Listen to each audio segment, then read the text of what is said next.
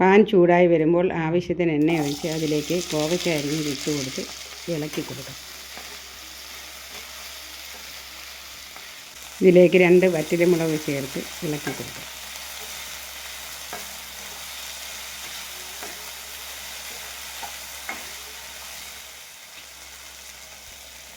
അഞ്ച് വെളുത്തുള്ളി ചെറുതായി അരിഞ്ഞത് കൂടി ചേർത്ത് കൊടുക്കുക.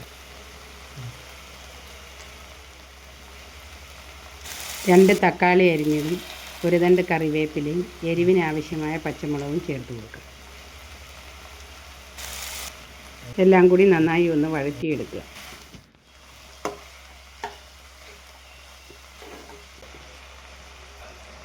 ഒരു സ്പൂൺ ജീരകം ചേർത്ത് കൊടുക്കുക.